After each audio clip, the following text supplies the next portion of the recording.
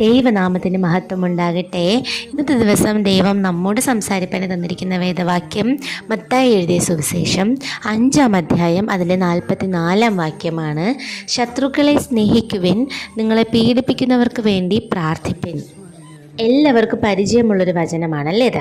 അപ്പം നമ്മൾ ജോലി ചെയ്യുന്ന സ്ഥലത്താണേലും അല്ലെങ്കിൽ നമ്മൾ ആയിരിക്കുന്ന ഏത് സ്ഥലത്താണേലും നമ്മൾ ചെയ്യുന്ന ചില പ്രവർത്തികൾ ഇഷ്ടപ്പെടാത്ത ആൾക്കാരുണ്ടായിരിക്കും. ഇപ്പം നമ്മുടെ എന്താ പറയുക, നമുക്കൊരു പ്രൊമോഷൻ കിട്ടിയാൽ പോലും ഇഷ്ടപ്പെടാത്ത ആളുകൾ ഉണ്ടായിരിക്കും. അപ്പം നമ്മൾ അങ്ങനെയുള്ള ആൾക്കാരോട് തിരിച്ച് പകരം ദോഷം ചെയ്യാനായിട്ട് നിൽക്കരുത്. അവരെ സ്നേഹിക്കുകയും അവർക്ക് വേണ്ടി പ്രാർത്ഥിക്കുകയും ചെയ്യണമെന്നാണ് ദൈവം പഠിപ്പിക്കുന്നത്. അപ്പം നമ്മൾ അവരെ എത്രത്തോളം അങ്ങോട്ട് സ്നേഹിക്കുന്നുവോ അത്രത്തോളം സ്നേഹം നമുക്ക് ദൈവം വഴി നമുക്ക് ഇങ്ങോട്ട് കിട്ടും എന്നാണ് ബൈബിളിൽ നമുക്ക് പഠിപ്പിച്ച് തരുന്നത്. ഓക്കെ, അപ്പം ഇത്രയും ദിവസം നമ്മൾ എങ്ങനെയായിരുന്നു എന്നുള്ളത് കാര്യമല്ല. ഇനി മുതൽ ശത്രുക്കളെ സ്നേഹിപ്പാൻ നമ്മൾ